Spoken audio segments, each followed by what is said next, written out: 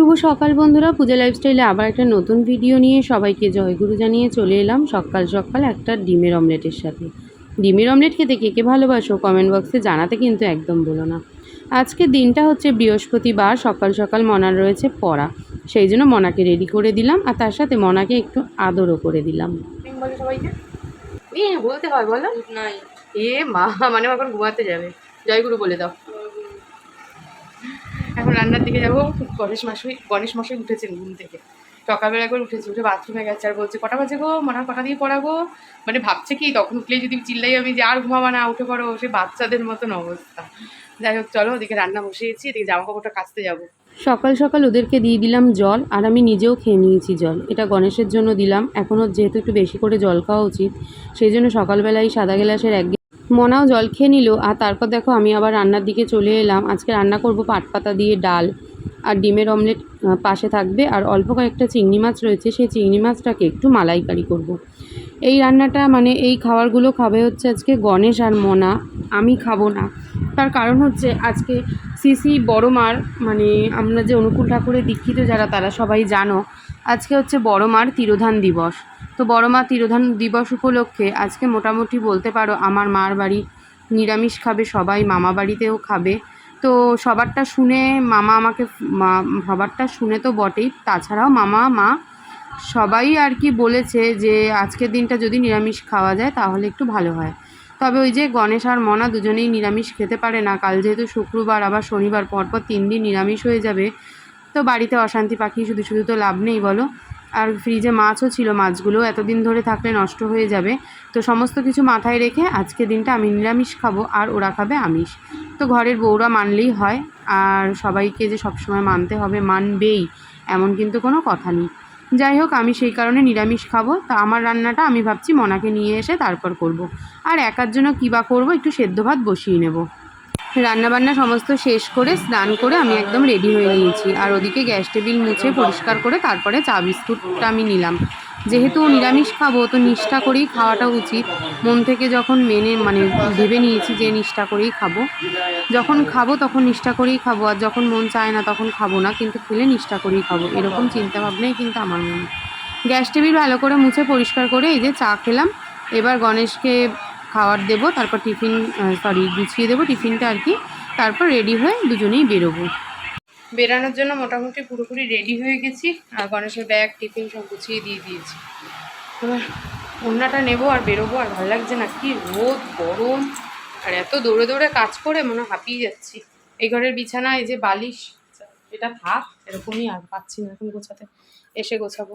দেখতেই তো পাচ্ছ বাইরে প্রচুর জামা কাপড় যেগুলো মেলে রেখেছি, আর জুতোগুলোকে আমার বর যে একটু বের করবে, হাতে হাতে কাজ লাগাবে, তা তো করবে না। যাই হোক অনেক সময় বের করে, মিথ্যে বলবো না। এখন উনি ঘরে তালা মারছেন আর আমি তো এই জুতোটা বার করে নিলাম। আর আজকে আমি ওর সাথে যাব বলে ওর যেন তাড়াও বেশি, আমাকে আধা ঘন্টা 15 ঘন্টা আগে নিয়ে বেরিয়ে যাচ্ছে। বলছে ওর কাজে দেরি হয়ে যায়, রোজ রোজ আমার যেন নাকি দাঁড়িয়ে থেকে, মানে কোনো মানে আছে বলো তো। আর বাইরেটা দেখেছো কি সুন্দর, প্রচুর পরিমাণে রোদ উঠেছে, কিন্তু আকাশটা লাগছে দারুণ দেখতে। আকাশটা এত সুন্দর লাগছে, মনে হচ্ছে যেন সিনারি দেখছি, এত ভালো লাগছে দেখতে। বাইরের ওয়েদারটা রোদ হলেও মনে হচ্ছে যেন সেই শরতের আকাশ সুন্দর, মনে হচ্ছে যেন দুর্গা পুজো সামনেই চলে এসছে, এরকম মনে হচ্ছে। আর বেলঘুরিয়ার ব্রিজটা না ঠিক করছে, এত ধুলো যে কি বলবো আর তোমাদের। গণেশ আমাকে মনার কোচিনের সামনে নামিয়ে দিল, নামিয়ে দিয়ে এই যে বেরিয়ে গেল ডিউটি। আর আমি এখন কোথায় বসবো সেটাই খুঁজে পাচ্ছি না, কারণ যেখানটা বসি সেখানটা প্রচুর পরিমাণে রোদ। আজকে যেন রোদের তেজটা একটু বেশি রয়েছে, তাই দেখছি অন্য কোথাও বসা যায় নাকি কিভাবে বসবো সেটাই এখন চিন্তাধারা করছি। এখানটা প্রচুর পরিমাণে রোদ, ওই জন্য ছাতা খুলে ছাতা মাথায় দিয়ে তারপর বসতে হয়েছে, কি করব। আর একটু জল খাবো আর ছাতাটাকে এরকম করে ধরেই বসে থাকি রোদের মধ্যে। এখন বাজে ওই 8:30 মতন, আজকে তো তাড়াতাড়ি চলে এসেছি। তো ভিডিওগুলোকে বসে বসে এখানে আপলোড দিই, আর কি করব, এটাই কাজ এখন। তারপর মনা বেরোলে আবার যাবো। আজকে যেহেতু নিরামিষ, তো বেলঘুরিয়ায় যেই দোকানটা থেকে বৃহস্পতিবার করে এখন কচুরি নিই, মনার গরমের ছুটি থাকার কারণে সেই দোকানটা না আমিষ। আগে জানতাম না, আগে জানতাম ওটাও নিরামিষ, কিন্তু এখন জানি যে ওটা আমিষ। তো সেই জন্য আর ওই দোকান থেকে কচুরি নিলাম না, একটা মিষ্টির দোকান আছে, সেই মিষ্টির দোকান থেকেই কচুরিটা নিয়ে নিলাম। গোলবাগান হলো আমার একটা বিখ্যাত জায়গা, যখন লোক থাকবে অটো থাকবে না, এখন অটো আছে লোক নেই, দুজনেই বসে আছে, এখন একজন কি আরও দুজন হবে তারপর ছাড়বে। গরমে ঘেমে নেই আমরা স্নান। ওনাকে নিয়ে বাড়ি চলে এসেছি। বাড়ি এসে সবার আগে খাবো হচ্ছে গ্লুকন্ডির জল। শরীরে পুরো মনে হচ্ছে ক্লান্ত। আমি মনা দুজনেই। মনা গেছে স্নান করতে, আর টিফিন না খেয়ে কেন স্নান করতে গেলে, জল খেয়ে তারপর বলছি। আজকে রয়েছে হলো বুদ্ধ পূর্ণিমা, সেই জন্য আজকে বুদ্ধ পূর্ণিমা একদিকে, আরেকদিকে রয়েছে আজকে বৃহস্পতিবার, মানে লক্ষ্মীবার। উপোস করে পুজো দেওয়াটা খুবই ভালো। তো মা বলে দিয়েছিল পারলে দিস, কিন্তু আমি পারবো না, বাধা পড়ে গেছে। ওই জন্য মনাকে বলেছি তুই পুজো দিবি, তারপর আমি খাবো, কিন্তু চা বিস্কুট জল এগুলো না খেলে আমি এতদূর যাবো আসবো। রাতে আমি মাত্র একটা রুটি খাই, মাথা ঘুরে রাস্তায় পড়ে থাকলে দেখবার কেউ নেই। তাই চা বিস্কুট জল এগুলো খেয়েই আমি গেছিলাম মনাকে আনতে, আর এখন এসেও আমি আগে গ্লুকন্ডির জল খেলাম। তবে কচুরি এনেছি, সেটা খাওয়ার আগে মনাকে বললাম তুই খা, খেয়ে স্নানে যা, তুই স্নান করে এসে পুজো দে, কারণ ঘট পাতবে, পাঁচালি পড়বে, অনেকটা সময়ের ব্যাপার, তারপর আমি খাবো। কিন্তু ওই মেয়ে আমার কথা শুনলো না, বলছে না দুজনে একসাথে খাবো। ও গ্লুকন্ডির জল খেয়ে আগে স্নানে চলে গেছে, বলছে আমি স্নান পুজো করে নিমা, একসাথেই খাবো। তো চলো দুজনে একসাথেই টিফিন খাবো, এখনও স্নান পুজোটা করুক, ততক্ষণ আমি বিছানাটাকে একটু গুছিয়ে নিই।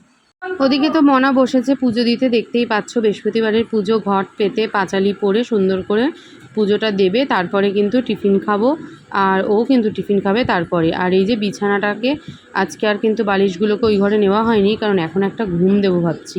টিফিন খাওয়া কমপ্লিট। টিফিন খেয়ে কালকে সবজি কাটলাম, আলনার জামা কাপড় ভাঁজ করলাম, আর মনা এই ঘরে শটে শটাং হয়ে দেখছে কিরণমালা। আজকে এবেলা আর পড়তে বসা হবে না, বুঝতেই পারছি।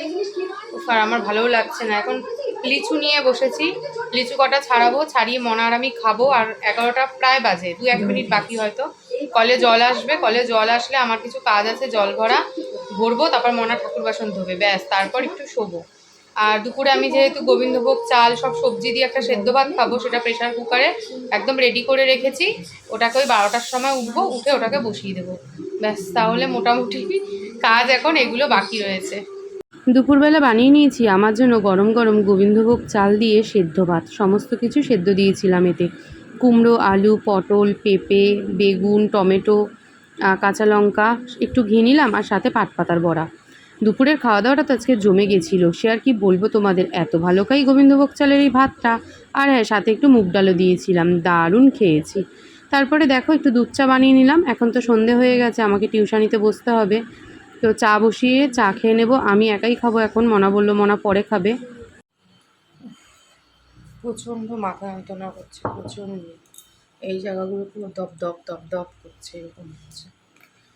এত রকম টানা রোদটায় গণেশের বাড়িতে বসে গেছি, তারপরে মেয়েকে নিয়ে এসেছি, পুরো মাথা যন্ত্রণা ছিঁড়ে যাচ্ছে। মানে আমাকে পড়াতে হবে এখন রাত্রি 9:30 অবধি, কী করে পড়াবো শুধু সেটাই ভাবছি। দেখি চাটা খেয়ে যদি মাথা যন্ত্রণাটা কমে, তাহলে তো খুবই মঙ্গল, নাহলে কী যে করবো যাই না, পুরো মাথাটা দপ দপ দপ দপ করেই চলেছে। এখন বাজে রাত্রি 9:30, টিউশনি কমপ্লিট করে উঠলাম, এখন ওই যে মাদুর তোলা বাকি। মনা শাড়ি টেবিল নামালো, আর আমি পাটা মেলে বসেছি। এতক্ষণ ধরে পরি আমার পা পুরো ধরে গেছে, আর আমি পাটা না মেলে বসতে পারছি না। এখন মনার চুল বাঁধবো সবার আগে, তারপর ঘরের কিছু কাজ আছে সেগুলো সারবো। আর রাতে রান্না বলতে আমার ওই সেদ্ধ ভাত আছে, আমি রাতে ওটাই খেয়ে নেবো। আর মনা ওর বাবা কি খায় সেটার একটু জোগাড় করতে হবে আমাকে। এখন বাজে হলো রাত্রি 11:30। মনা এখন অবধি পড়াশোনা করছে, কালকে সকালে ওর ফিজিক্স পড়া, ও এখন আমাকে ফিজিক্স পড়া দিচ্ছে। খাতা আর কি ওটা নোটস সব নিয়ে বসেছে, আর আমি পড়া ধরছি, কিন্তু অলরেডি ঝিমাচ্ছি। আমি ফ্রেশ হয়েছি, মুখে সিরাম মেখেছি, নাইট ক্রিমটা শেষ হয়ে গেছে, আনতে হবে, তাই এখন সিরামটা মাখছি। আর ওদিকে গণেশ এখনও ওষুধ খাওয়া একটা বাকি রয়েছে, একটা ওষুধ দিয়ে দরজা বন্ধ করে এসেছি, কারণ টিভি দেখছে, জোরে টিভি চলছে। আর চোখ মুখ আর মানে কোথায় চলে গেছে নিজেরই দেখতে ইচ্ছা করছে না, মনে হচ্ছে ঘুমে আমি ঢুলছি।